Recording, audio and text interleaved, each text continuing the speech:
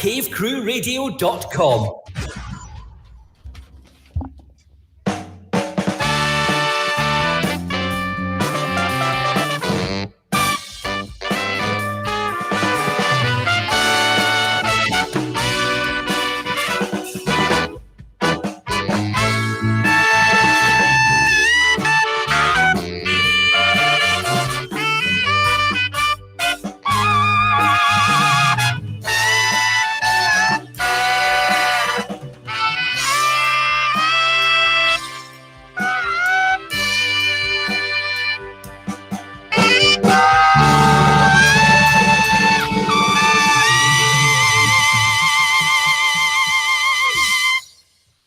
My God, it took almost a minute for the stream to kick on. So you guys are lucky pucks out there as we kick off the Cave Crew Radio pre-show here before the live extravaganza.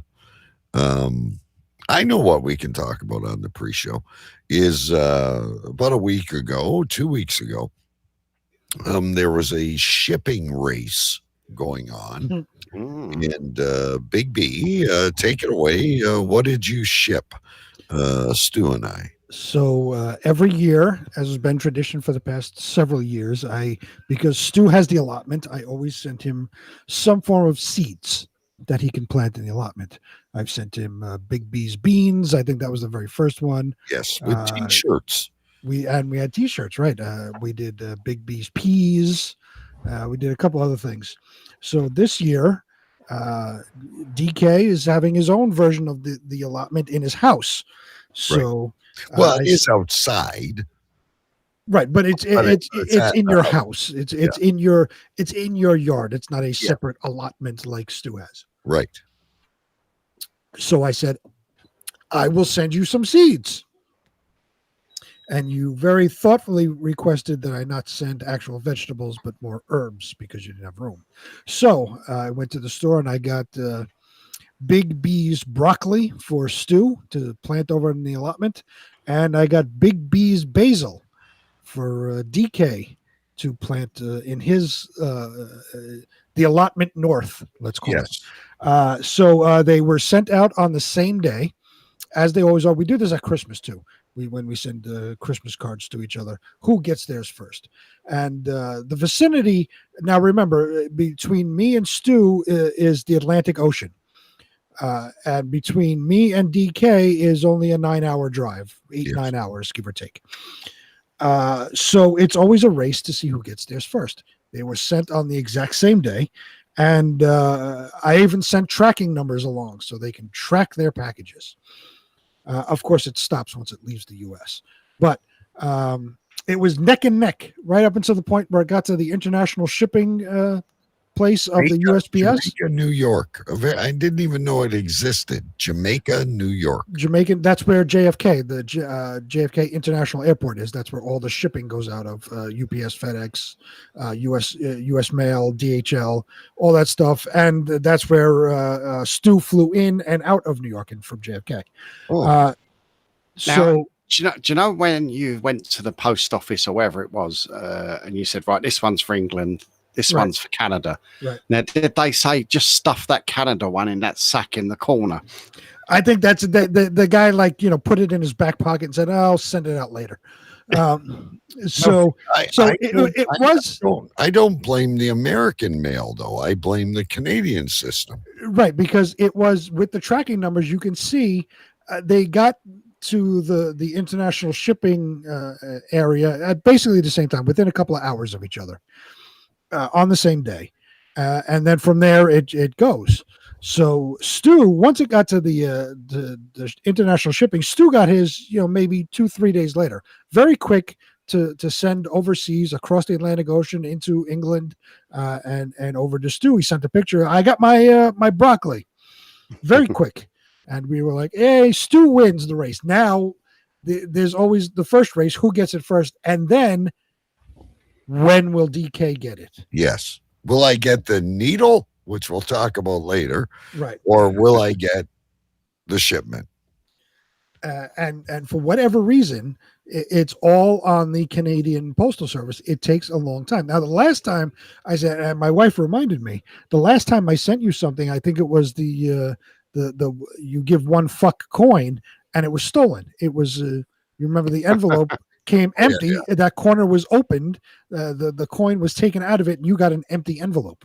Well, the Canadians who are always the please and thank you, the polite people, are actually the biggest skanks on the planet.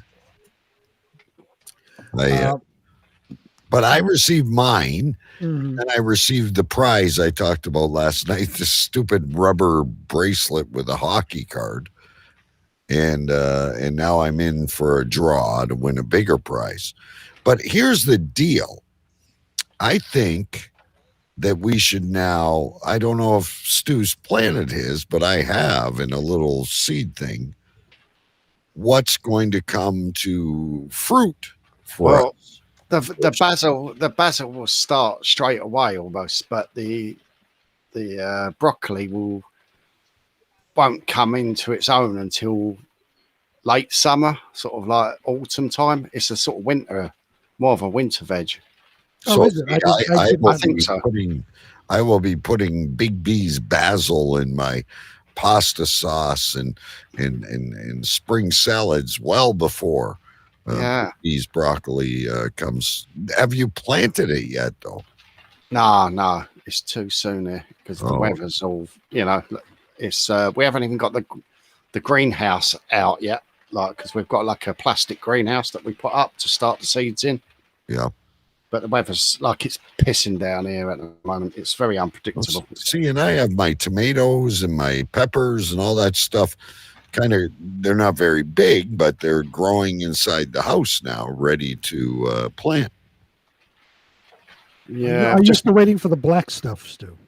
Yeah. We are, yeah. We're waiting for a nice lot of black stuff, the manure, and get our arse in gear and start sort of turning it all over and stuff, Mm-hmm. So now here's the $1 million question about the allotment, because we used to get such great stories about Billy wielding his wooden sword and One-Eyed Jim and Dave and Kelly, or whatever their names are. You stepped away from the allotment last year. You pulled away and let the wife take over. When we first met you used to love going there for a sandwich and a cup of tea and sitting in your shack. Will you take the allotment back this year? I will be back, I'm sure, but it's just getting back into it.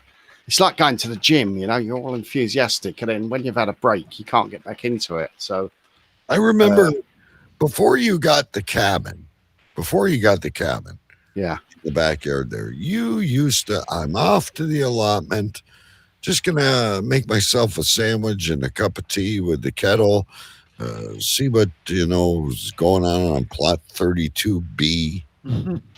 And then last year, just the wife and the daughter are there.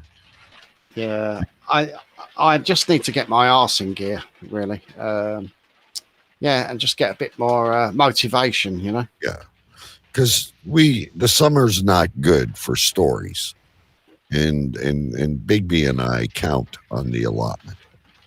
We certainly do.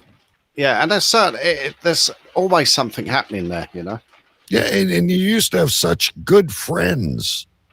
Yeah, I still have got friends there, but it's just I don't see them so much. All right. And you used to, maybe take the guitar out, strum some songs. Yeah. But look, I'll get back into it. All right. That's the promise, folks. We are about to go live. So let's hook things up here. And I think we got a lot to talk about tonight. So I've got news stories that I won't need for 2 or 3 weeks. So stay tuned, ladies and gentlemen. We're going to click on the radio here and get this party started.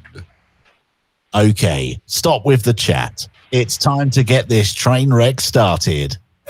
10, 9, 8, 7, 6, 5, 4, 3, 2, 1. Things are starting to get really weird in here. You're listening to DK, the Big B, and Choo Choo Stew. Cave Crew Radio, cavecrewradio.com.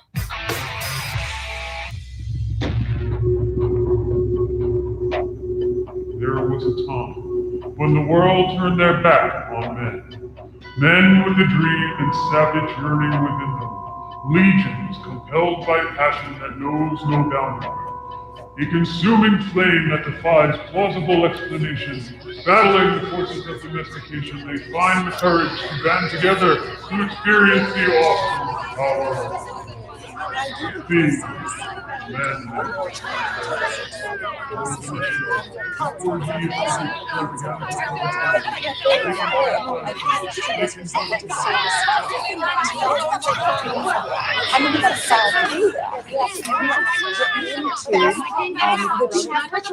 say this with all due respect.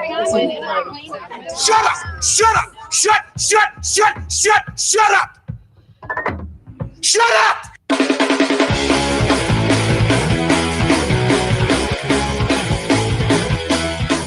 Tonight's broadcast of the Masculine Feminist has been commandeered by the secret society No Ma'am. Gonna go to a place like a shot and a beer, steak, man. Saying we can stop, get pancakes, and then we'll get laid, all right? Why do you drink ice cold beer on a hot day? Mr. Clevin, what else are you gonna do with it? To alcohol, the cause of and solution to all of life's problems.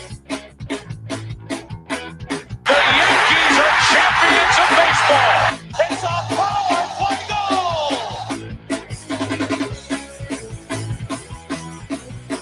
This is Cave Crew Radio.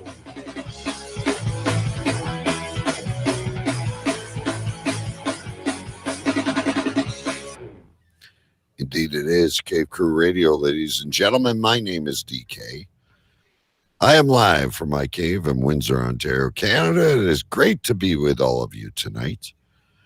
We are live on YouTube. We are live on Facebook. And, of course, we are live on cavecrewradio.com. You can download the podcast if you missed any of the show, although it's the beginning. Anywhere podcasts are found. I think we got a great show lined up for you. We got everybody here tonight and a jam-packed agenda, let me say. A jam-packed agenda for you. Here in Canada, we are springing our clocks ahead tomorrow, so we will gain some daylight and hopefully in the warmer weather be able to get outside again. That's happening tomorrow night, and I'm excited about that personally. At this time, ladies and gentlemen, I would like to bring you to the person to my direct right on the screen, the Duke of Uranstench, anointed by the Queen herself, the President-elect of the United States, and always the epicenter of something, ladies and gentlemen, from Queens, New York, Sir Big B. That's right. Live from Queens, New York, I am Sir Big B, your President-elect of the United States of America. And as always, we are the epicenter of something. And this week, we are the epicenter of all things COVID vaccination.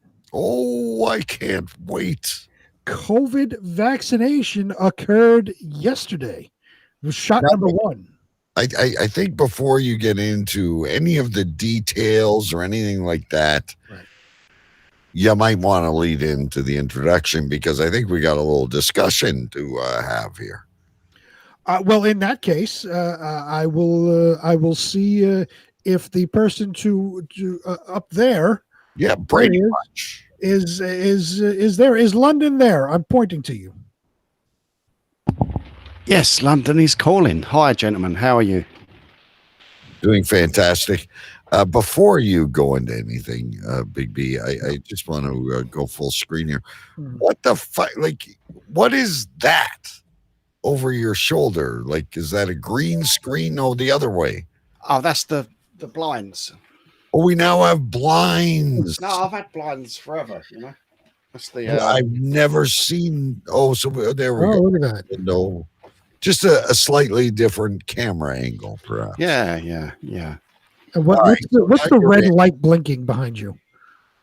That's my doorbell. So you have a doorbell on the cabin. Yeah, the batteries are low. Is that for the benefit of your sexually active children or for yourself? No, I've put the buzzer is in the kitchen. Yeah, right. So I said, if anyone needs me, you just ring the doorbell. So, or is the cabin available? Because I know it's popular. Yeah, that's what that's for. That's excellent. He keeps adding all these. He has more in his cabin than I have in my house. I'm gonna go for a refit. I think this summer. I want to totally refit it. Do you remember the time? And we got to get back to the epicenter. But do you remember the time that your wife was storing all the bicycles in the cabin? That was for the winter because we. I don't know why. Because my shed next door was just full up with shit. So. We stored the bikes in here for the winter, and you said you'll never get it back. You'll never get it back, but he's got it back. He's got it. Lo and behold, I've got it back. And why do I get the feeling that if you turned the lights off in the shed and shined a black light in there, it would look like a Jackson Pollock painting? I agree. I'm sure there's DNA everywhere in that cabin. I think this. God, I wish I had enough property. I just have the room. I just have the gazebo. Anyway, I didn't mean to get off topic, gentlemen, because I know Choo Choo Stu can chime into this as well, and I can kind of give you an update on the Canadian vaccine system. Not much better than the postal. Anyway, so you have been inoculated. You are the epicenter of inoculation. What was your choice of poison? I didn't have a choice. They gave me the Pfizer. So that's the one I had as well. Yeah, it was like we went online and you made your appointment to your area place, and I don't tell you what you're getting. You find out when you get there, and there's a big screen. You're getting the Pfizer vaccine today, and here's blah blah blah, and possible side effects. Here's what we're gonna do, and this whole fucking movie. Okay, so this is exactly like you're arriving at the airport. You're looking for your flight to Tampa, and it says Big B, you're getting the Pfizer. Well, everybody was getting the Pfizer. Everybody. Everyone. Yeah. Okay. So because you could get obviously the Moderna, the Pfizer, or they just released the Johnson & Johnson. Johnson & Johnson's the 1-dose jab. Right. Yeah, that's the one to have. Yeah. But I got the Pfizer, so it went down yesterday, and it was I must say it was a FEMA organized thing. So there was military officers there doing everything, and it was very well organized. I have to say. I mean, I was in the longest I was there was after the shot because they want you to sit for a little while to make sure you don't have any immediate adverse reactions. So they want you to sit from between 15 and 30 minutes. And did they make you a cup of tea or anything? Don't tell your story yet, Stu. We're going to get to you because you have a funny one. No, I said, did they make you a cup of tea or anything while you waited? No, they didn't do anything like that. It was just basically it was in a college, a local college here, and we went in the gymnasium, and they had like these cubicles set up all along the walls. Yeah, and you kind of sat next to the cubicles, and one guy would come out. Okay, you're next. Come on in and ask a couple of questions.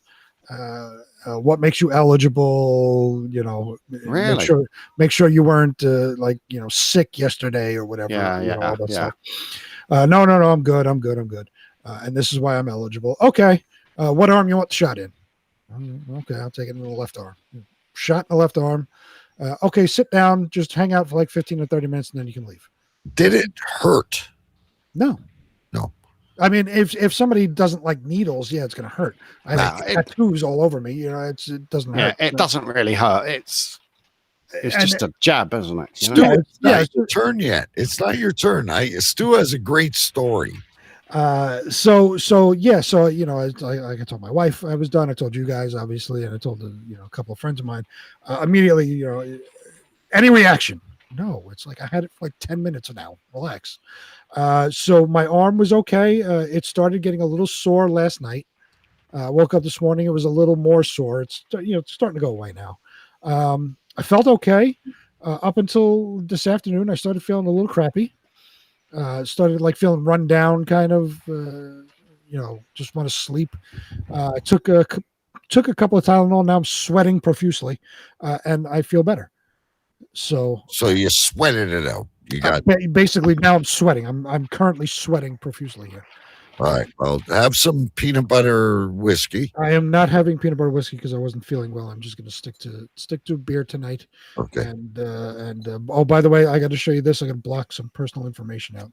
But this is the card you get. Hang on. Make sure I'm blocking everything out. Hold it. There we go. There you go. So it's a CDC card. There we go. You see, there you go. CDC from the CDC. But anyone could copy that, couldn't they? If they really wanted to, sure. But it tells you where you got it, which is right there, and the type that you got. So I got the Pfizer. I'm trying to block out some information here. Now I know Stu is dying to tell. I'll just share with you my card, and I'll just realize it's not your turn yet. We're gonna hear your great story, but I have a question. In Canada, which I'm nowhere near, they're like a decade and a half away from me. But now they're saying they're putting off the second shot until they get everyone inoculated. Yeah, they told us. Well, basically, when we're there, you have to get the second shot within 21 days in order for it to be effective. 4 months here. 4 months, they're saying. Well, from what we are hearing, in order for it to be effective, you have to get it within 21 days. So I got my shot on the 11th, which was yesterday, and it got the Pfizer and all that. So on the back of the card, it has my next date, which is April 1st. So I have to go back on April 1st and get my April Fool's Day. Right, I go back on April Fool's Day and get my second shot, and I get my card filled out, and then I am completely inoculated. Okay, over to Stu. You, I think, had your shot. You talked to us about it, but you didn't get a chance to tell about it on the air. So your experience was a little bit different, and I know you're chomping at the bit. Tell us what happened. No, I mean it wasn't as organised as Big B's one, I don't think. But I went to a sort of local health centre. It actually wasn't even particularly local, but I think that was my fault. I never scrolled down and chose a local one. But so I've gone into this place, and it's like a new building, but it's a really bad design. It's all corridors. It's like a sort of big rabbit warren on different floors. So I've gone in, and this fella's met me at the top of the stairs, and he says, your name and all that. He says, right, go in and sit down by that lady over there. And you've got two people, how you are on the screen, they're sitting next to each other, right? They're about 3 foot away from each other, these two women, a desk in front of them, and then 2 chairs. So they said, sit there. And I sat there, and there's basically a woman. I could have touched her. She was sitting that close. And she's got one of these screens over her face. So all her spittle and breath can still come near me, So I was pissed off with that, right? So I said to him, what's happened to the social distancing? I'm not immune from it yet. So they said, well, people keep pushing the chairs forward. I said, well, push them back. So, so I got up and moved my chair 6 foot away, and then, and then she's asking me my name and my date of birth and all this. And there's like probably about 8 people in the room, so everyone can hear all my details. So anyway, so I do that, then go and take Is a this seat. like the line at the pharmacy when you had the bump on your anus? Yeah, exactly. Yeah, you're trying to whisper, like, you know. Yeah. But anyway, so I went and took a seat. A couple of minutes later, this lady comes out with a clipboard, calls my number because I get a number, and I'm up yet another flight of stairs, upstairs again. Have my jab, and then they said, right, you need to go and sit in this other room for 15 minutes, you know, just to make sure, like B said, that you don't get any sort of immediate side effects. So I've walked in there, spoke to yet another lady, and then this room was about 25 foot, 30 foot long by about 15, 20 foot deep. Not particularly big, right? And it's got chairs all the way round. So she said, take a seat. So I said, right, can you tell me where I can sit, where I'm 2 meters away from other people? And she's looked around the room. And I said, don't worry, I'll stand. So I stood like in the safest place. I thought you walked out. No, I stood there for about a minute, right? Yeah. Minute, 2 minutes. And then another bloke comes in and he wedges himself on a seat in between two other people, making them, you know, far too close together as they already were. And in the end, I just said to her, look, I'll take my chances on the street. And I just got up and walked out.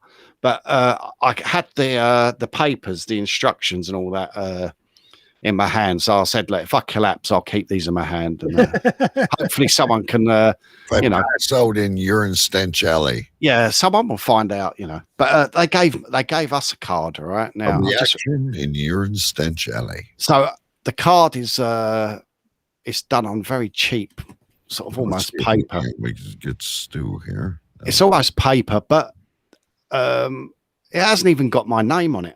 Yours is very colorful, though. Well, ours is like, where are we? Like that, yeah. So it doesn't even have any.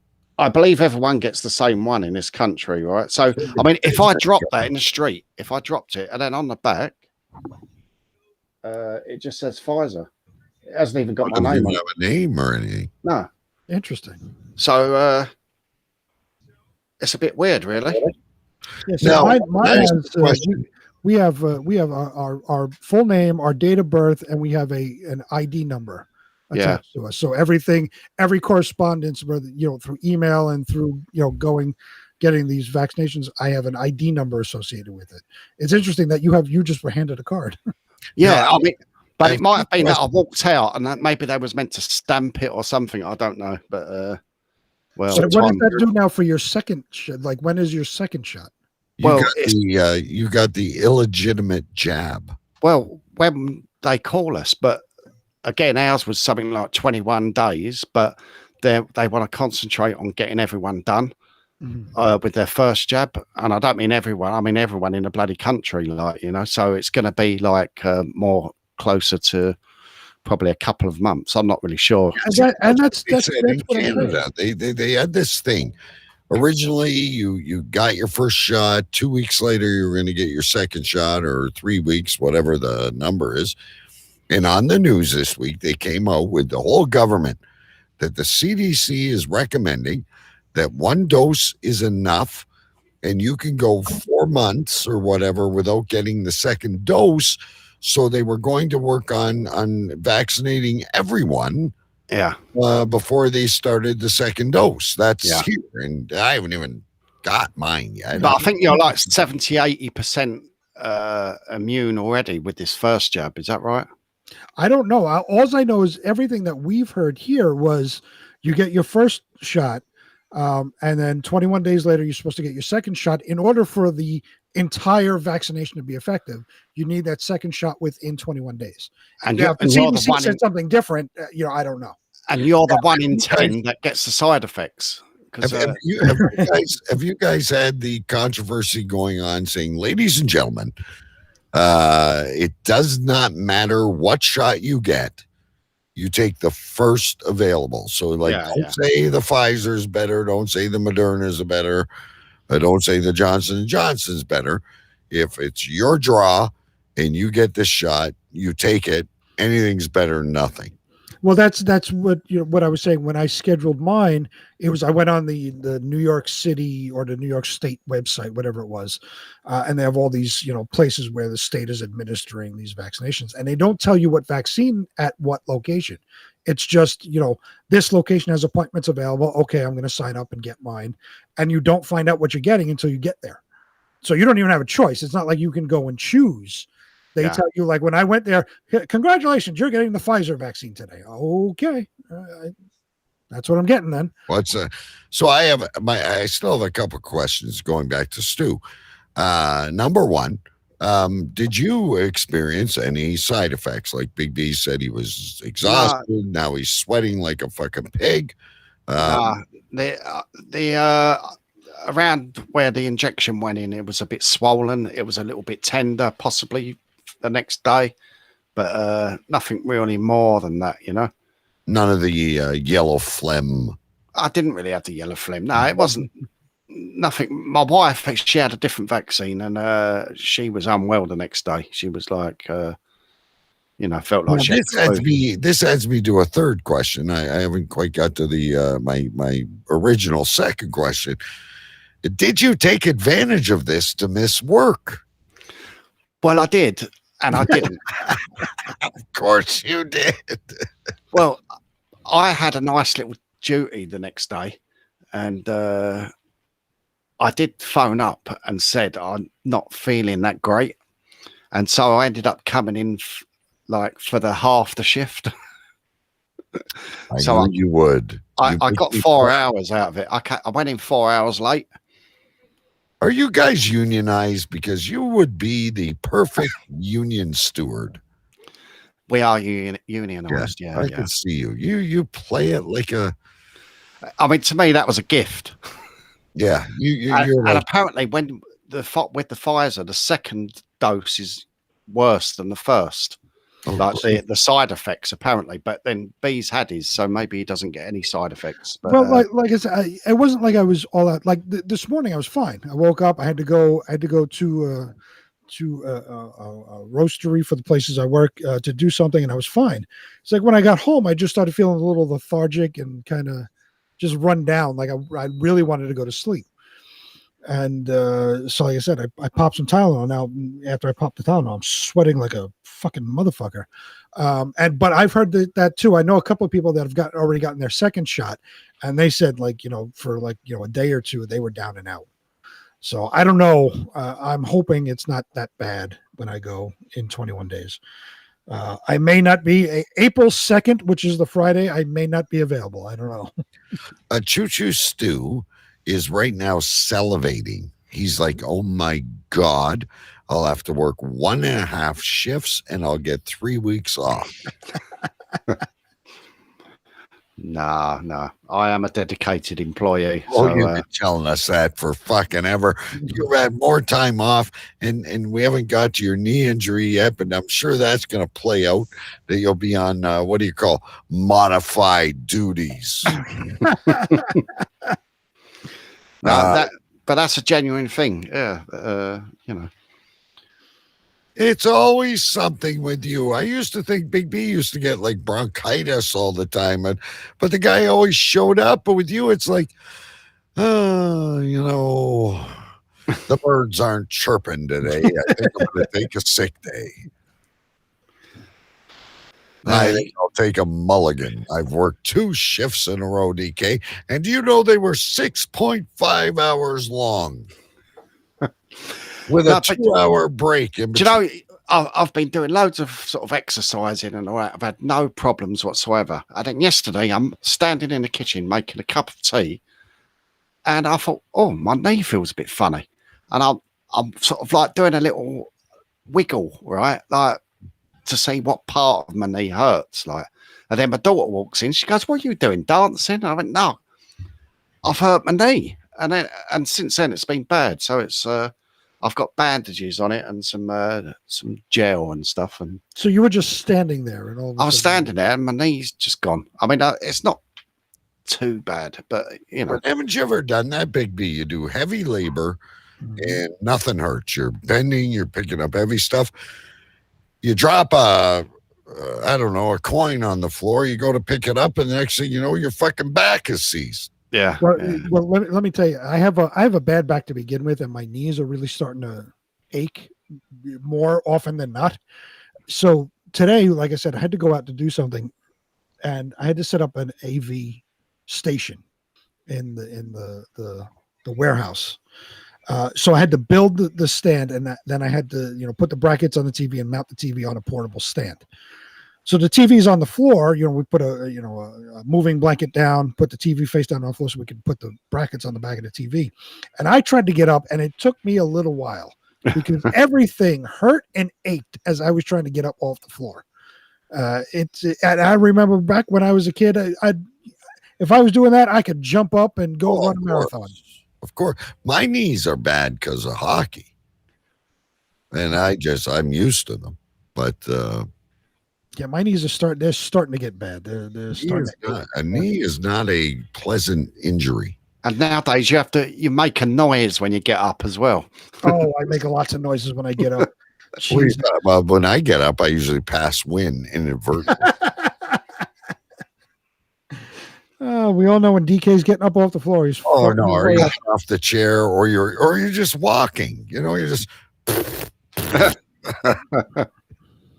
At least nothing else comes out, I must say. Well, my wife always knows when I've woken up because I fart straight away. Excellent. She goes, he's up. My wife apparently posted on Facebook this week. I don't know if you guys are friends with her or not. There's this thing that you put on your forehead that I don't know if it stops you from snoring or puts a shock in your body. And I never knew I snored that much, but apparently I need intervention. Who posted this? Who posted this? My wife. Oh, your wife. Oh, I'm not friends with her on Facebook. I should friend her. Should get Isby on there. She's always posts. She's kind of like your wife. She's always posting like crafts and. I wish. Okay, so I have to friend her because you know what? I have lots of questions that only she can answer. Yeah, definitely. But that thing you put on your face, is it not a pillow? No, it's like it had a red light. It looked like a fucking. It looked like an Android Packy. Like it was this fucking thing you stick on your head with Velcro and had a red dot. It's maybe some kind of aromatherapy. No idea what it was. I don't know. Maybe I got sleep apnea. I don't know. You need to record it. Get the sleeping app that records. Well, there's apparently apps you can download that'll say you've snored, you've farted, you've had a bad dream. I don't know. I really don't need a play-by-play. I judge on how I feel in the morning. Mm. If I wake up, I'm lethargic. I haven't had a good night's sleep. If I feel good, I could care less. If I'm rolling barrels down a mountain while I sleep, she needs some Dr. Dre's or something to put over her ears. And don't let her kid you. She gets a pretty wicked snore sometimes too. And I don't know if mine is like a monotone blur or what, because you never hear yourself snore. When she rocks the rattle, holy fuck, it's like living in California and having an earthquake. Yeah. But with my wife, the whole house shakes. Exactly. Like, I don't know if it's something to do with their breasts or what, but like it really vibrates. It's like, I don't know if you guys are old enough to remember, but you go to the old Howard Johnson's, you stick a quarter in your bed and it would fucking vibrate. Come on, you had to have had those when you were a kid. I was not a child in the 1950s like yourself. I was not in the 50s. This is quite easily the 80s. And you'd go to these hotels, and they were in the States, as a matter of fact, because we'd always be going to Florida and Tennessee and Ohio and all these. And that was the coolest thing. You'd ask your dad for a quarter, and then you put it in the bed and vibrate. Google it. The vibrating beds in the hotels. I'm well aware that they existed. I've never been in one, but I'm well aware they existed. Been on one. And it's nothing like the modern day, massages or my hot tub in the backyard, but it was quite a treat. So what was it to get you to sleep or what?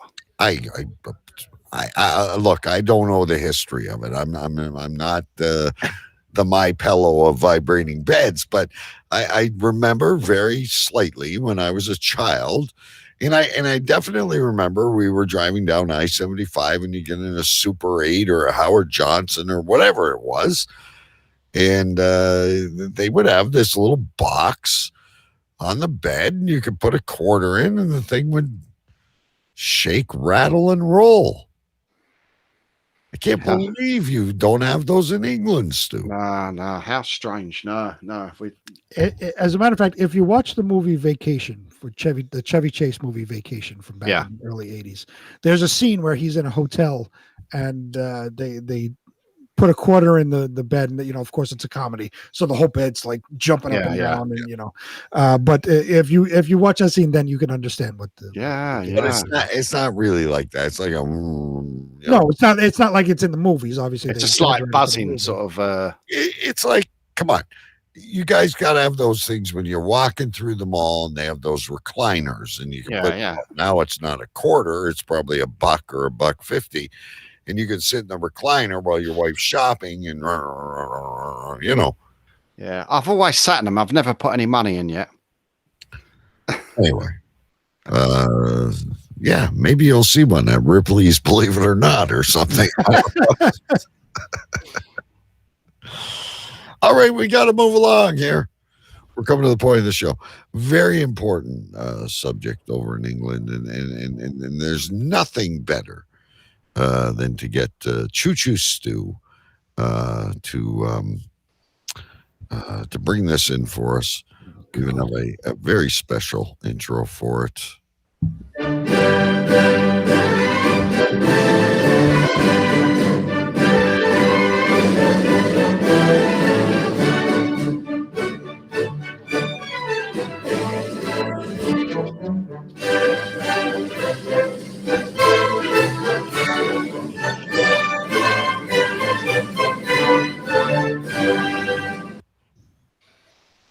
The meddling piece of shit that she is, Oprah Winfrey, own network, former star. You got a car. Anyway, she had the most recent cast outs of the royal family, Prince Harry, who seemed a little befuddled by some of the things that was said, and of course Meghan Markle. And I want to give you a little snippet here. What Megan said. Hang on, let me find it here. Those months when I was pregnant, all around this same time. So we have in tandem the conversation of he won't be given security. He's not going to be given a title. And also concerns and conversations about how dark his skin might be when he's born. What? And who is having that conversation? I love and I hate Oprah all at the same time. Can I answer the question? Yeah. Nobody was asking that question. No, it's full of shit. It's completely made up. Hi, Jason. Oh, Jason, great to see you. And I can't believe you watched the interview. My wife told me it was on, and I told her I was going to fucking bed. Yeah, and right, going back on that comment, right now, I'm slightly, I'm black compared to my wife. Yeah, she's from Scandinavia. She's very pale skinned. Okay. Yeah. And I'm darker skinned, in comparison to her. So when she was pregnant, at least with my first child, we even spoke about it ourselves, and people commented, said, "Oh, I wonder, what complexion that the child's going to have, because is it going to be pale like my wife, or is it going to be a bit darker like me? Is it going to have dark hair or blonde hair? Like as you can see, I've got lots of dark hair, but I'm sure in the day you did, but it wasn't a racial thing against people from Finland that is the baby going to be milky white." And I would, and with these two, like if they were just any other couple, you would say, I wonder if it's going to be, is it going to be ginger? Is it going to be one of those sort of black ginger people, or is it going to be dark or what? You know, I think it's a natural thing to sort of wonder about, you know, whether, you know, what the child's going to look like. You know, is it going to have your ears, his teeth, hair, whatever? I have a philosophy. She's a fucking gold digging bitch from California who struck out at acting, and it's been in her mind the whole time. I'm going to get a hold of this guy that she met at a party with that the guy that walked off Good Morning Britain there, Pierce Morgan. Pierce Morgan, yeah, was holding, and I think this has been her plan the entire time. Is I'm going to put the royal family right on its fucking head. Well, she wanted all the trappings and the wonderfulness of the royal family, but wanted it on her terms where she could live wherever she wants. And the royal family basically said, go fuck yourself. So that's the first part of it, where they were saying, all right, you're not getting security. We're not paying for your security. You don't want to be a part of the royal family. You do this on your own. You're not going to have a title. Do you remember when they moved to Canada and they wanted the Canadian government to protect them? Of course, but it's not going to happen. But she still thinks, like, for some reason, that she's important, and she's not. So I get what you're saying, Stu, but that's not how she's using this. She's using this as a sensational headline, so she can be again thrust into the spotlight. Yeah. Oh my God, the royal family's racist. Wait a minute. They disappeared out of the public eye, or they disappeared to Canada and God knows where else, because they didn't want the cameras, they didn't want the press, they didn't want to be in the public eye. Wait a minute. We got breaking news in the comments in the chat. Is that Facebook user is saying as far back as 1818, you had Portuguese Negroes in the royal family, Stu. Yeah, okay. Yeah, I won't I won't argue against that. But it looks like they've got their facts there. Yeah. Oh, they Wikipedia never lies. But this is the way she's doing it, though. She so desperately wanted to make it famous in Hollywood, and from all accounts, everybody hated working with her because she was a fucking, big bitch, and again thought who she was, and she was nothing. She's a nobody. She's a D-lister anyway, isn't she? Right. She's a D-list fucking celebrity, probably on Pornhub. So nobody wanted to work with her. She's out of Hollywood now. She's married to a prince. And again, things aren't going the way she had planned, because she figured, I'm going to marry the prince, but we're going to live on my terms in California and do whatever, and we're going to have all the trappings of the royal family. And Queen Elizabeth said, fuck yourself. Yeah, I don't. So excuse you. I don't think so. Right. So now she can't stand to be out of the spotlight. And of course goes on, Idiot Oprah's show and throws out the color of the skin. So a sensational headline, so she gets thrust. This is like Ghostbusters. Who are you going to call? Who is going to make the biggest racial ripple of them all? The pro-feminist, anti-man, anti-white, biggest one of them all, Oprah Winfrey. Yeah, she's fucking awful. She's the biggest bigot on the planet. She's a terrible fucking human being. And of course, she's gonna and it's funny, the memes that go around on Facebook. They said that you have a billionaire talking to two millionaires about how they've all been oppressed. Yeah. Exactly. Yeah, and how hard they've had it, because we've been through there's a pandemic. Or, we're hopefully coming out of a pandemic, but people haven't been able to go out their houses, and they've lost their jobs. They've got to queue up for their food. And this couple are living the life of Riley. They've got their money from wherever, and she's upset because she's not getting royal family protection. Is she going to go missing? Oh, Elizabeth's doing something, has something planned. Is Liz on the phone right now with Hillary? She has to be. Is That- she going to take the midnight train to Georgia? I don't know. I think we should get a little list up of how she's going to pass. Maybe it's like a speedboat accident, or none of us had her on our list. No. But see, I don't think like Diana's death was very public worldwide, because of all the things she did, for everybody globally. She was like a great human being, and rightfully so. Everybody mourned her death. I think this bitch is just going to disappear. Yeah, just suddenly she's going to be gone on a canoe, and you're not going to hear from her again, and she's just missing. What a terrible person. Trying to destroy. She, to me, is another example of a terrorist. It's amazing how within the two brothers, you have polar opposites of wives. Like Kate, was it Kate Middleton? Yeah.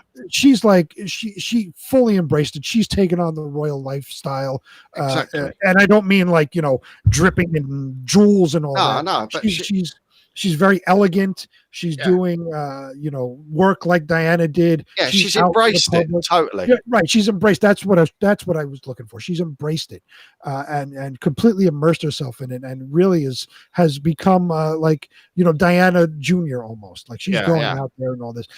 This bitch is the complete opposite. She's nothing but a fucking gold digger who just wants headlines. But the thing is, she's never going to. Kate Middleton is going to be the queen one day, right. Yeah, possibly. Or most likely going to be the queen. So, and she's never going to be anything more than what she is. That rocks her world. Well, she's a duchess of whatever, but it doesn't. She shouldn't be a duchess of anything right now. No. Are they officially? Are they still in the royal family? Because what they're calling her over here is the Duke and Duchess of Netflix. Should be. And apparently they're going to start a podcast. Yeah, maybe they'll become guests on the show. I can't wait. I want them on. I'd love to talk to Kate. I'd like to know what it was when she was in her first porno. Do you think they'll start off with those snowball mics at first? Well, of course they will. They'll start with terrible audio, but Spotify will pick them up exclusive. They always do. And maybe Oprah will make a guest appearance. Now, here's the deal, Stu, on a more serious note, though. So I don't want anything to happen to Prince Philip, but he's older. He's ill. He's in the hospital for heart conditions. Will this chump even show his face to the funeral if it happens? And will that bitch be with him? Well, I would imagine they will be there. Yeah, they will be there. But hopefully it's not for a while yet. How old is he? Is he 100 already, or is he 99 or something like that? I think he's 99. 99. So it's he's got a hanging. The great thing about this, though, and I know I'm making light of a lot of things, but when Diana passed, and like Big B said, very noble woman, very respectful, great girl. She kind of revolted maybe against the family a little bit, but she still tried to do a lot of good things. And Elton John sang Candle in the Wind. Yeah. He's also got another song that would fit perfectly for Megan, The Bitch Is Back. Yeah, exactly. 100%. I don't understand. I don't understand the grip she has on what's his name? I forget. Harry. Prince Harry. I don't get the grip that she has on Harry. Harry could have anybody on this planet that he wanted. Yeah. His family's wealthy beyond anybody's imagination.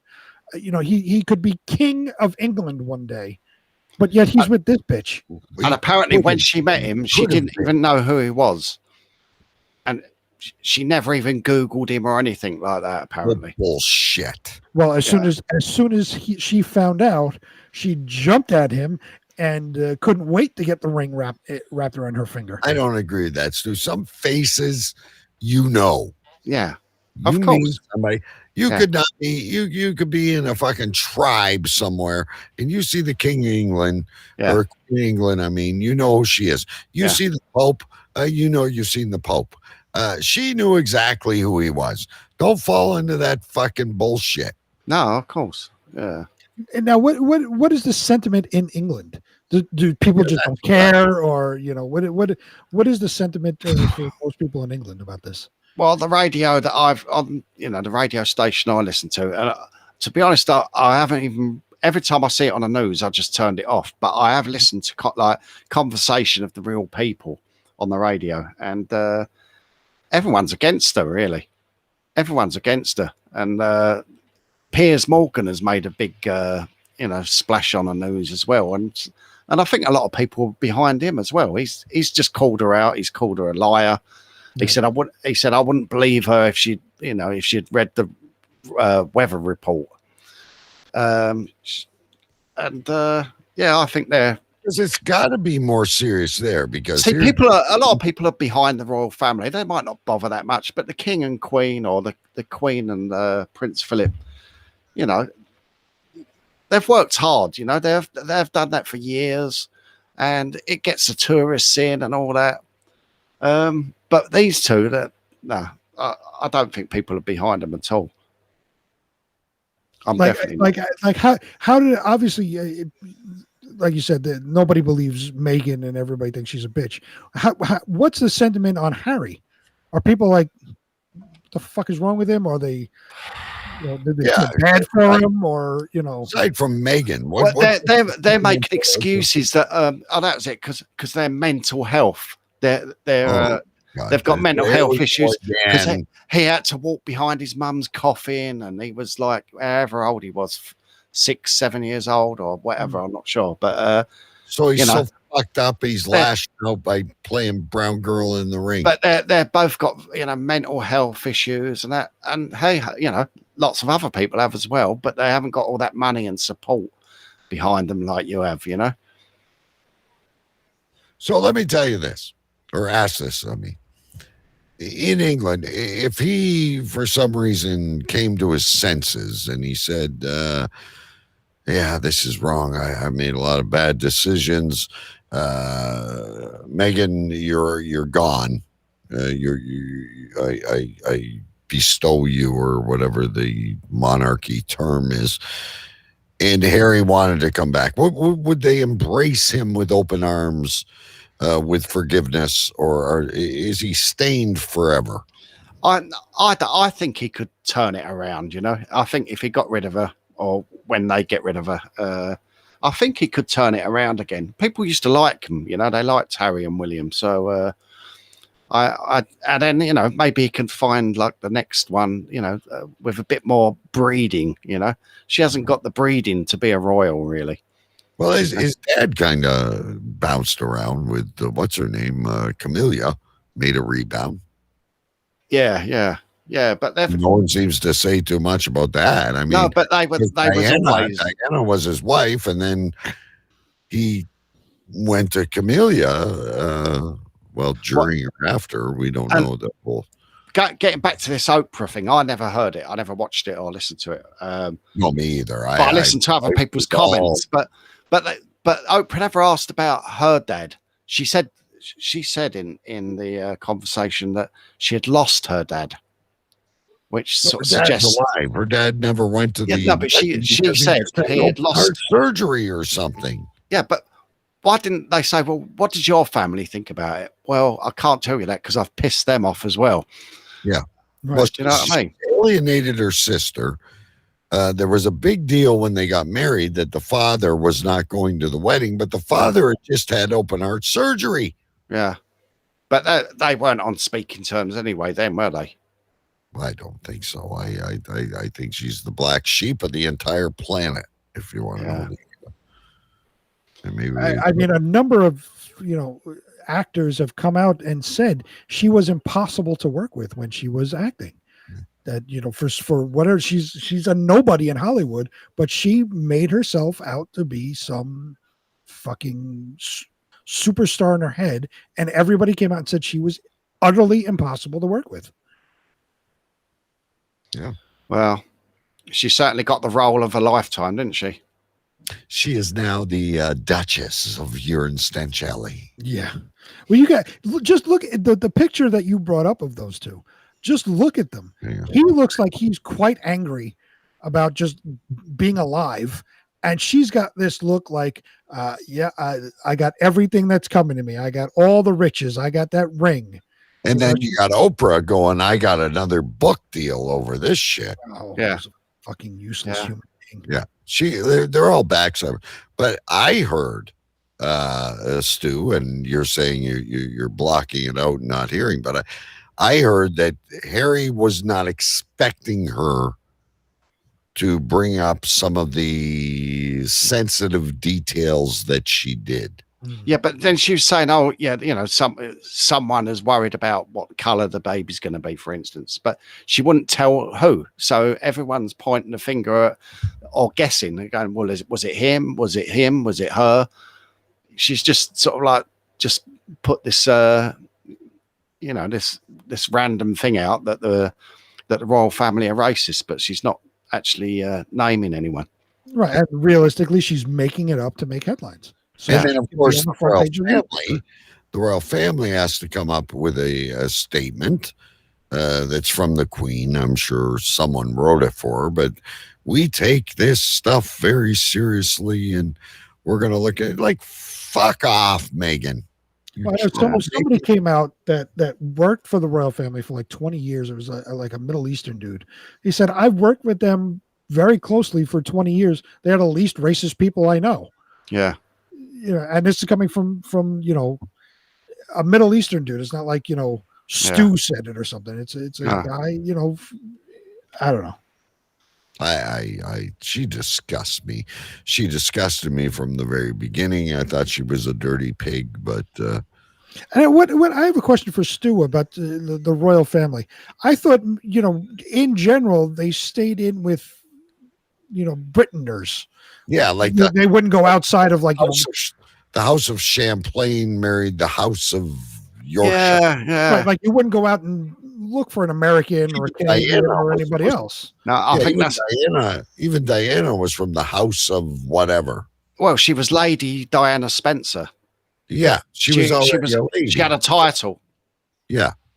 And that's why they got rid of her, because she went off with Dodi Fayed, which who was a Muslim and whatever, But that's what I'm saying. They usually marry someone with breeding, with some kind of. I think since the very beginning, like Mary, Queen of Scots, married the Prince of, I don't know, like Sicily or something like that. Yeah. Like they always had some kind of. Although I think they made out that Kate wasn't from a sort of like a well-to-do family, but they weren't short of a bob or two, her dad's not a car salesman or anything like that, They've they're quite successful people. But William negated it properly. He brought her in and like you said, she wears the proper clothing. The children are well behaved. I don't know. She's completely embraced the lifestyle. And I still don't believe Harry's a royal anyway. That he's a illegitimate child. He was. His dad was James Hewitt, Captain James Hewitt. Ooh, who was because if you look up pictures of James Hewitt, he looks more like Harry looks more like him than he does Charles. Now, but you're saying William is legitimate bloodline. Yeah. You would think with all these DNA things that you guys always talk about on the show and hold up these books and say, I'm this and I'm that. And Choo Choo Stu says we're both member of the beer family. And I don't mean that in terms that we like beer, but we both have the same names somewhere down our line. We may be relatives. Can they not do a 21-1? Well, you think someone would have just touched his hair and pulled like a little bit out and sent it off for DNA, Yeah. They must have been tested, In today's day and age, you think we could solve that shit? I'm sure they've all been tested, but they will never release the results. No, of course not. Especially if it's not Charles's son. But you don't think there's like this power struggle between William and Harry? And I don't think there's a power struggle because it's always known that the eldest child is going to be the king. So it's not really a competition, is it? There's no competition there.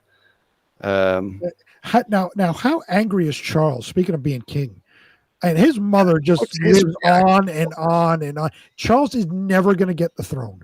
Yeah, I mean, he's been waiting there for absolute years, decades. But that's William. Whatever's talk, whether it would just pass Charles and he would let it go to William. But I'm going to bet he can't wait to get that crown on his head. And where I don't think William is over eager. I think William would be a good king. Yeah. I think most people don't want Charles to be king. They would prefer it to go straight to William. But it can't, though, right? Because it has to be. Well, it can. It can. It doesn't have to accept it. Let's play a game. And again, I'm not wishing harm on anyone. I'm listening. The queen passes. Okay. The queen passes. Obviously, her husband cannot be king, Prince Philip. Would it not automatically go to Charles? And if he doesn't pass it, to William? So unless the queen says, now I'm stepping down, I bestow William as king, like Charles is automatic, is he not? Yeah, he's next in line, yeah. So like William cannot take that right. Oh, he can't take it, no, but Charles doesn't have to accept it. But he will. He's been waiting for this all his life. So, I mean, imagine Charles accepts it, Big B. Queen Camilla. There's a modern day revolution in England. And by the way, Stu, I do have a question, and I know this is brought out of ignorance, and please forgive me. She is strictly the Queen of England, correct? Not Wales, Scotland, Ireland. Well, and she's got the Commonwealth. Oh, so she is queen. Well, we're part of the Commonwealth, effectively in Canada. But Australia. I'm saying, where is she officially? Her rule is only England. The United Kingdom. So she has Wales, Scotland. Yeah, Prince of Wales. Yeah. Like is officially her rule, because like in Canada, we still. Yeah, we're part of the Commonwealth. And when the Queen comes, it's a great celebration, but she holds no trump. But I'm saying, like, so it's not just England. She has the whole United Kingdom under her thumb. As far as I know, yeah. Okay. But amazingly, the royal family has no political political power. They have pull, I'm sure, but they have no official political power, right? They don't make laws. They don't make any decisions. It's all done in Parliament. And they're meant to be impartial, although Charles has sort of opened his mouth a few times and said things he shouldn't have done, because they are meant to be impartial on politics and stuff like that. Yeah, see, I like their figureheads when they come to Canada or Australia or wherever else, Falkland Islands. But I think in England, and as Stu says, perhaps the whole United Kingdom, I think their word is a little bit, it's almost like the Pope is in Rome. Yeah, he's got the Vatican as his secret his capsule. But, if the Pope, I think there's a little more power than we think. The Prime Minister, Boris is Boris, but I think Boris might have a consultation with the worship. No, he does. When they get elected in, when the Prime Minister gets elected in, they have to go and visit the Queen on the day that they start their new role as Prime Minister. But they go and have a discussion. They go and have tea, and they get the permission from the Queen to be the Prime Minister or something like that. They do spend 30 minutes or something having tea and cucumber sandwiches with her, and she sort of approves it, and then they go on their way and lead the country. But lead the government, or they get permission to form a government and lead the country. But it's not Is there like, any you know, way if we you go can- back, to like, you know, 1200 or, you know, AD, you know what, the king of England was the government. Yeah. He made policy, he ruled, he did everything. Fast forward now, however many centuries later, the queen or king or the royal family really doesn't do anything. It's all done through Parliament and the Prime Minister. Exactly. Yeah. They gave up that right to do that, and it was agreed that the governments would do it. My history is not that great, but I know at some stage it stopped being the power of the queen or the head. Right. But you have never done a music video for Boris or Margaret Thatcher, yet you did that elaborate video for the Queen. We need to post that again on Cave Crew Radio, where Stu's waving his flag in that little screen. Oh, that high-tech video, yeah, that was one of my favorites. Have you seen it, Big B? I'm sure he has. I've seen it when he first did it, however long ago. Oh, it's wonderful. There's that and the Christmas one they do. But can you imagine back in 1200 or whatever it was, the year 1300, Meghan would have had her head cut off. Oh, absolutely. She would have had the fate of Joan of Arc. Yeah. And the only reason I say 1200, I'm thinking of like Braveheart. Yeah. They would have put her in the stocks, thrown tomatoes at her for a couple of weeks, and then knocked her head off. Right. Okay, well, look, guys, we've spent a lot of time on this, but guess what it's time for? We have promised each other privately that we will only give Big B 1.5 minutes to explain this to us. But guess who's coming on screen now? Is it Cuomo? Oh, of course it is. And a little bit of audio. Oh, here's a little bit for Meghan on her way out. Brown girl in the ring. Tra la la la la. There's a brown girl. Okay, that was dirty. Anyway, here's Cuomo. I never touched anyone inappropriately. I never touched anyone inappropriately. I never knew at the time that I was making anyone feel uncomfortable. I never knew at the time I was making anyone feel uncomfortable. Okay, Big B, you have 90 seconds. It's amazing because if you recall the Justice Kavanaugh hearings, when that Blasey Ford, whatever the fuck her name was, made all these accusations that there was absolutely no proof of. He was all in with, we have to believe all women. The Me Too movement is here. Justice Kavanaugh shouldn't be confirmed. Amazingly, how it changes when it's him under the gun. Now he's saying, no, let's wait for all the facts to come out. I didn't do it. Let's relax. Let's do all of this. It's bad when you're such a piece of shit that the Democrats are now conspiring against you to impeach you in the state. The Democrats don't do anything against their own.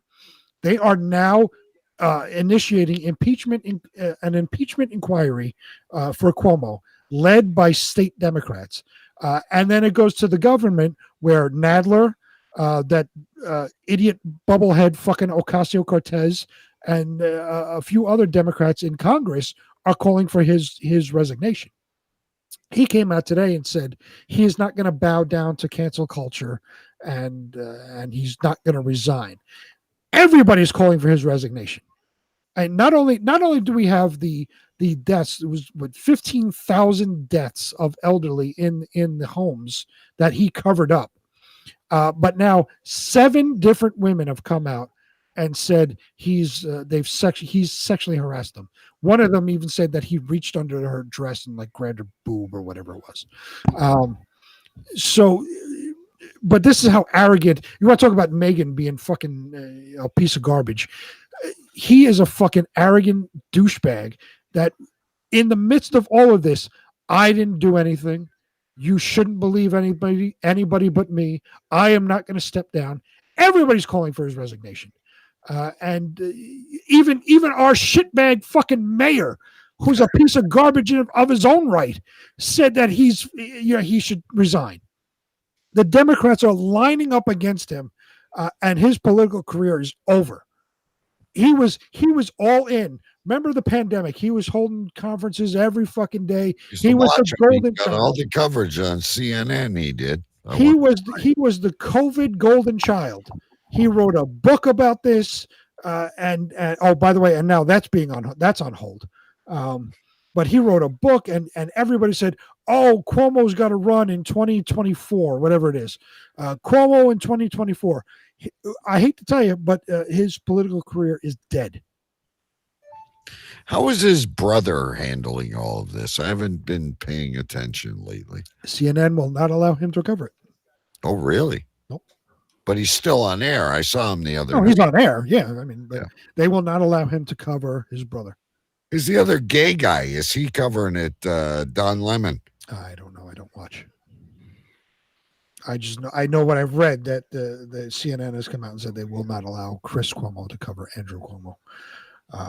And yeah, I don't know. Funny part, guys, because there's nothing to do during this whole pandemic. I mean, what did you have? You had nice fresh air in your backyard that we talk about quite a bit. Mm-hmm. Or you had television, or you had whatever.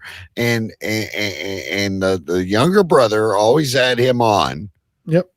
And I love you, brother. I love you, brother. And he always pumping up what he was doing in New York and setting an example. And the two of them were on the TV. Oh, I'd say 3-4 times a week. Never mind talking to the governor of Michigan or Wisconsin or Minnesota or wherever. Always had his brother on. Right. So he has not said a word. There's no leak out of him. No, he can't. CNN will not allow him to cover it. And it's funny too, because now if you look at, if you pay attention to how things are going here in New York,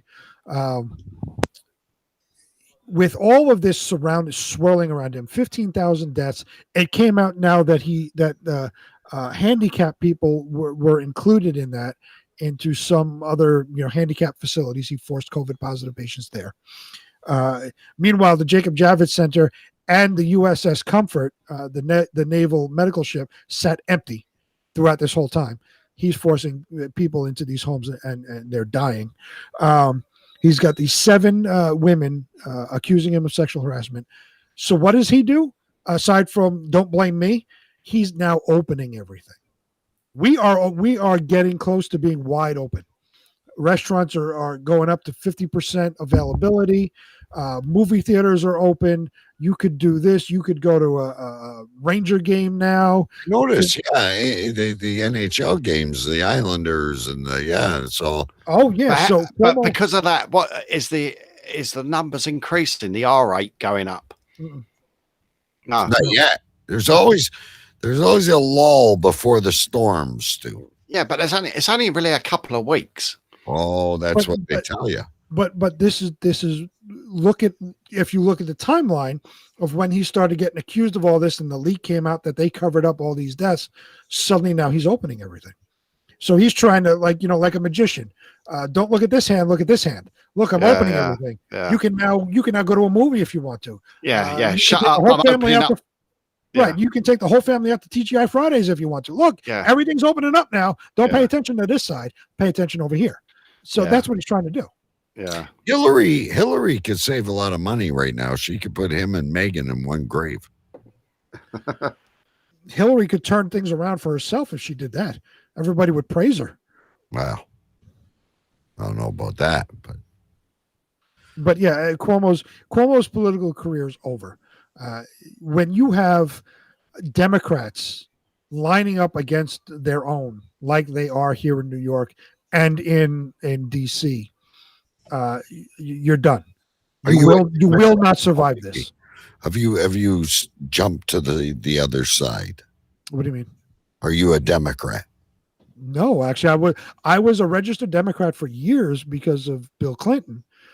Back in '96, when I first registered to vote, Bill Clinton was the man, and he was really relating to the youth, and I was all for it. So I became a registered Democrat.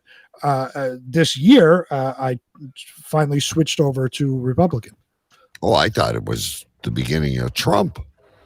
No, it was I was never like a real gun-ho Democrat. I was always, I always looked at things in a reality sense. Look things down the middle. I like this, I don't like that. It was never heavily weighted to one side or the other. When Trump came into office, the Democrats went so far left, there's no way I'm going that way. So I went more right. I didn't change my political affiliation until this year, because when I had to renew my license, it gave me that option.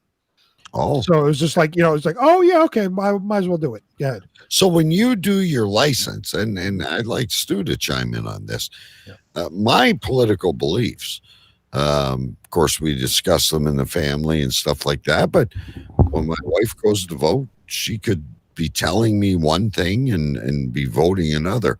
Yeah. And unless you put someone's sign on your front lawn, you don't speak.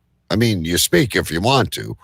If you want to convince people, if you want to be an evangelical Republican or Democrat or conservative or liberal, whatever you call them. Right. But we don't register as a party. Like, our votes are secret. Yeah, ours are as well. Yeah. Well, so is ours. We just the party affiliation that we have, either Democrat or Republican, allows us to vote in the primaries. So when all the Republicans are trying to figure out what candidate is going to run, you can vote in that, but you can't, like, if you're a registered Republican, you vote in the Republican primary. You can't vote in the Democrat primary. All the Democrats will figure that out. So you're a registered Democrat up until this year. Right. You're seeing Trump and he's running against, I don't know, Bush. Right. And you really want Trump. You have no say. None. No, not in the primaries. When it comes to general election, you vote however you want. Doesn't matter what party you're affiliated with. You can vote however you want. I'm assuming we're closer to what Stu does, but see, here we don't vote for the prime minister. You vote You for the vote for the local candidate, and whoever gets the most seats, gets the prime minister. We don't have a separate vote. So, for instance, if I don't like my local conservative, but I want Doug Ford to be elected, I have to throw my vote. Or I have to decide if I'm more involved in local or federal, or whatever. Yeah. See, it's interesting here, like the way we have it set up. Like I was saying, you can't vote in the primary. You can only vote in the primaries of the party that you're affiliated with. So now, coming, I guess this year, I think it is, our piece of shit mayor is finally done. He can't run anymore. Thank God. So we're going to elect a new mayor here in New York City. And unfortunately, this city is so far Democrat that the Republicans actually went on a campaign recently telling Republican voters to switch parties to the Democrat, because this city almost never votes Republican. Switch party to the Democrat, vote in the primaries of the Democrat that most aligns with your views, which is kind of smart if you think about it. If you have a moderate to, a centric Democrat as opposed to a far left Democrat like the piece of shit we have now. Right. You're okay. Audible. Right. We're almost never going to elect a Republican. Last time we elected a Republican was Giuliani. Cleaned up the city tremendously, but that was the last time we voted for a Republican. So most likely you're going to vote Democrat. So the Republican Party's like, hey, switch your party affiliation to Democrat, and in the primaries, vote for your candidate. So the mayor is voted in the primaries. Well, it's just like the president. There's a Democratic primary and then there's a Republican primary. Whoever wins those two primaries, they go head to head and race for the mayor. So you registered as a Republican cannot throw a vote against a popular Democrat. No. In the mayor race. See, that's only in the primaries. Once it's the mayor race and it's decided Democrat or Republican, and it's head to head down to those two, just like the presidential race. See, we usually have 8 guys run for mayor, whatever it is. Mhm. And there's usually like 1, 2, or 3. But whoever I want to vote for could be a fucking communist. Well, just think, you follow our presidential election cycle, right? Yeah. So you know that during the primaries, all the Republicans are lined up. They do their debates, and you figure out who you want, and all the Democrats do the same thing. Yeah. Every election we have is that exact same thing, Even to the mayor. even down to the mayor. So the Republicans running for mayor will have their little debates, and in the primaries, you pick the Republican that you want. The Democrats will have their primary and do all their debates, and you pick the Democrat that you want. And then when those two are picked, they go head to head, and you So vote. you always have a Republican and a Democrat running for mayor. Yeah. Unless We're for some here. reason, Yeah. a third party candidate comes out of nowhere. But that Because see, we're here.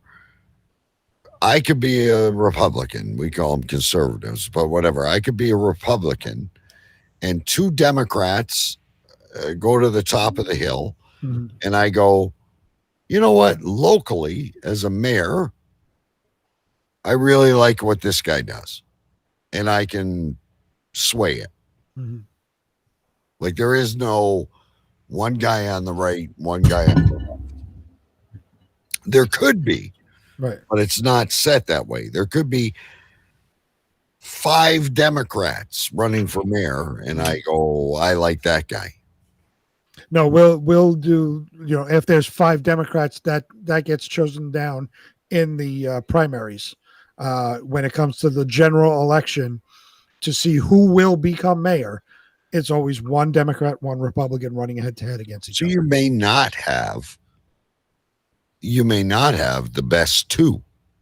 Correct. We very often don't, as you can see by what our fucking garbage mayor is now. And can someone go in as an independent? Absolutely. You can. Yeah. There is third party. Third parties like almost never have a primary. Yeah, They but they just throw yeah. their hat in the ring, and yeah, you can vote. You can vote third party if you want to. They will never win because, as you see from the general presidential election, there's a bunch of third party candidates. They Well, get half a percent. One of the weird. What is it? Your friend Jerry Galaff always votes for Stu. vote. Libertarian.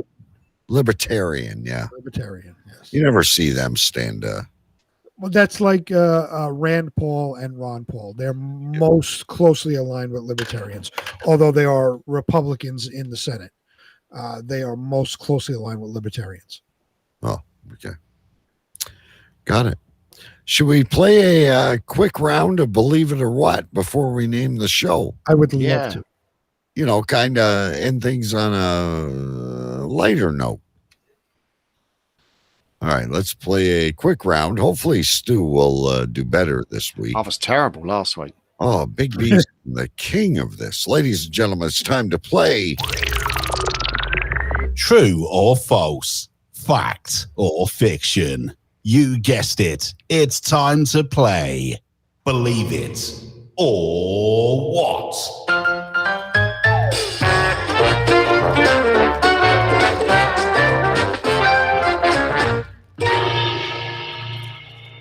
The game show that's sweeping the nation, ladies and gentlemen. Week 3 of Believe It or What, where we ask 4 or 5 questions, and we'll see if Stu or Big B or I guess would be the thing. In some states, this is kind of to your disadvantage, Stu, but you know, in some states, it is illegal to eat specific foods while walking backwards. Big B. There is a ton of odd laws on books in various states, so I would say that that's true. Stu. Although I'm tempted to sort of copy Big B there, I was going to say it's bullshit. Oh. Stu, you're wrong. Big B. Sorry, Stu. How can that be? How can that be? True. Well, I'm going to tell you. You may not eat donuts and walk backwards in Marion, Ohio. You may not eat peanuts and walk backwards during a concert in Green, New York. And you may not walk backwards while eating a hamburger in Oklahoma City, Oklahoma, one of the bigger cities. All right, next question. Stu, you're still in it. Mario of Super Mario Brothers fame was once a carpenter. Stu, you're first. Mario of Super Mario Brothers was once a carpenter. Yes, I'm going to say yes. Okay, Big B. I think that's a yes also. I think, he was a carpenter and Luigi was the plumber? We're going to find out. You're both right on this one. True. He was first introduced as a carpenter in the video game Donkey Kong. Yeah, okay. Hang on, I got to get my sheet out here. I got to change pages. Great job. We got a narrow race, ladies and gentlemen. Here's one that's fair to everyone. Cows sleep standing up. True or false? Big B. True. Stu. True. You're both right. Cows do, in fact, sleep standing up. Another animal question. Polar bear's skin is black. Choo-choo Stu. It's true. Polar bear's skin is true. black. It's true. Big B. True. Yep. Big B is flawless in this. Stu, you got to pick one up somewhere here. I'm trying to get one that's not the United States. Okay, here's our last one. A chance for Stu to tie. We might have to go into a tiebreaker. The name of Batman's butler. You know Batman. Yeah. Famous. Big B said he never bought comic books, never read them. The name of Batman's butler is Albert. Big B. False. It's Alfred. Stu. It's false. It's Alfred. It's just going to be the answer. Oh, wrong one. Yeah, you're both right. Ladies and gentlemen, Big B by 1 point tonight. I believe it was a little closer. True or false? Fact or fiction? You guessed it. It's time to play. Believe it. Or what?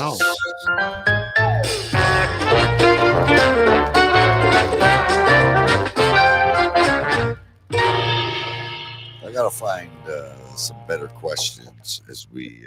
Can I just say, out of the 3 weeks, there's 15 questions. I've gotten 13 correct. Yeah, you've been almost flawless. Stu was a little bit off last week, but I think it was 4 or 5 tonight. Yep, he was 4 out of 5. Yeah. Although, mind you, telling him the actual guy's name. Yeah. I would have known that one. I would have rung it on Jeopardy. I could have been lying, or true. It just came to me because I knew it. I didn't mean to say it, but it just came out. So that's a new element of Believe It or What. You could mislead your opponent. So you could be tie, or you could be one up, and you could intentionally get one false. Yeah. To throw him off this is getting better than I thought, ladies and gentlemen. Believe It or What is the new segment. Now, ladies and gentlemen, I know we've talked a lot of kind of serious stuff, but we've thrown a lot of shit around on the show, and we always like to name it. I personally, I only have 2. I only have 1. Oh, that's rare for Big B. Stu, how many do you have? I've only got 1, and it's probably quite weak. Okay, well, let's get yours first then. I've got Will the Baby Be Black?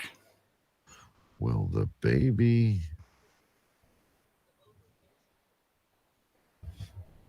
be black? You could at least say colored to make it a little bit more. All right, I'm going to go to you, Big B, because you only have 1. I do only have one. Mine is the My Pillow of vibrating beds. I like that. That's good. That was a good one. I forgot about the vibrating beds. Vibrating, and that's completely off. Hang on. Vibrating beds. And now I had a couple. I had the epicenter of inoculation. And going to the same subject, I had written down the 1-dose jab. Those were the only two, probably right back at the very beginning of the show. All right, Stu, what's your vote?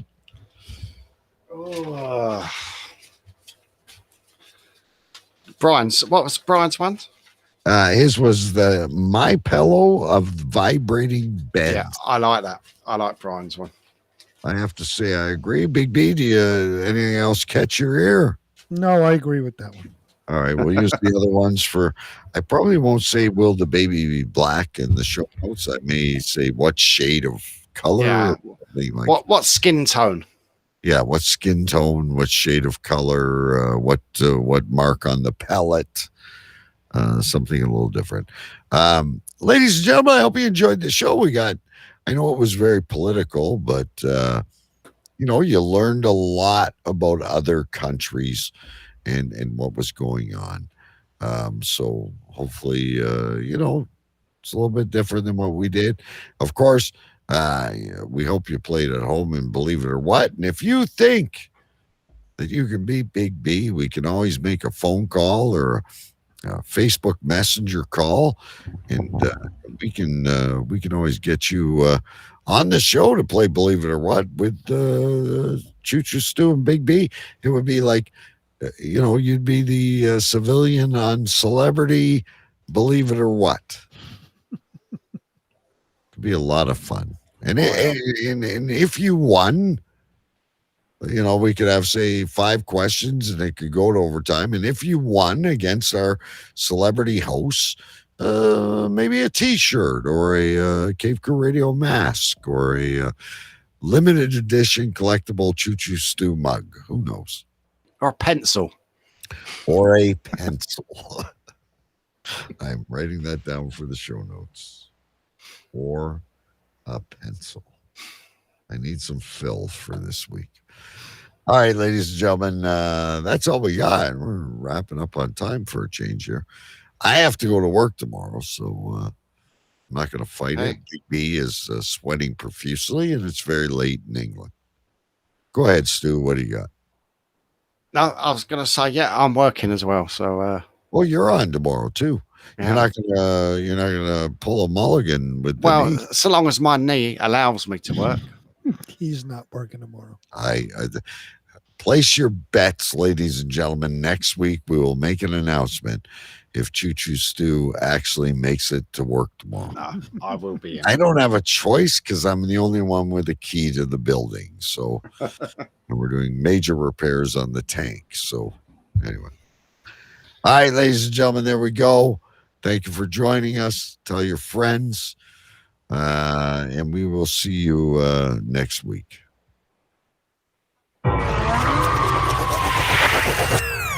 Cave Crew Radio, YouTube, Facebook, and wherever podcasts are found. Available at cavecrewradio.com. Thank you very much for listening to the show. Now stay safe, take care, and wash your hands. Shut up! Shut up! Shut up! They say, is Donald Trump an intellectual? Trust me, I'm like a smart person.